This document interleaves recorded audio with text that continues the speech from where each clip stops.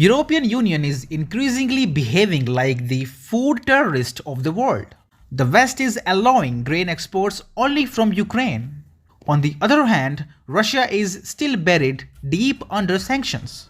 Now, this is creating a massive food crisis in Africa. For a better understanding, let's go back to July of last year. A grain deal was signed between the West and Russia. It was brokered by the UN and Turkey. It allowed grain exports from Ukraine and Russia through Black Sea ports. Since then, EU has been seamlessly importing grain from Ukraine. Such is the shamelessness of EU that it has even gobbled up the grain meant for Africa. As per this report by the Times, wheat exports to Africa from Ukraine have slumped 75% this year. On the other hand, the exports to EU have surged by 60%. Now look at this map. Africa used to be the biggest importer of wheat from Ukraine before the war started. Now it is the European Union. Here is something more outrageous. While humans in Africa are dying of the hunger crisis manufactured by EU, Spain is importing 16% of all grain shipments to feed its pigs to boost the production and export of pork. Here is the source.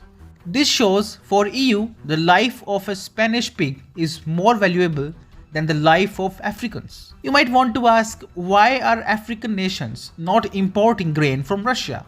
The answer again is Western hypocrisy. The West is yet to remove sanctions from the Russian Agriculture Bank. Western sanctions prevent the insurance and shipping of Russian grain to Africa. Russia is still demanding full implementation of the grain deal signed last year. It will enable Russia to export food to Africa. But Western leaders won't accept that because according to them, it will lead to an increase in Russian revenues and boost the Russian economy. Dear Africans, did you hear that? You will have to face a hunger crisis to help EU realize its anti-Russia plans. But this arrangement will stop after May. Russia has declared it will not renew the grain deal beyond May.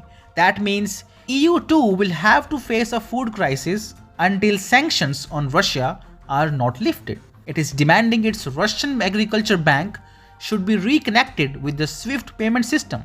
Otherwise, Russia will again impose blockade in the Black Sea and Ukraine won't be able to export its produce to EU as well. But what if I tell you that Russia's anti-Ukraine move might really help some EU nations?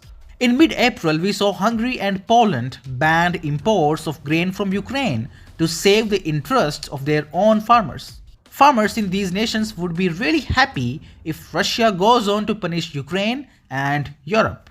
This whole episode also explains why African countries are siding with Russia in the Russia-Ukraine conflict. EU can never win over Africa by keeping it hungry. On the other hand, Russia is literally locking horns with EU to help Africa secure food supplies. With one single anti-Ukraine and anti-EU move, Russia is all set to emerge as a hero for countries in Africa and Eastern Europe.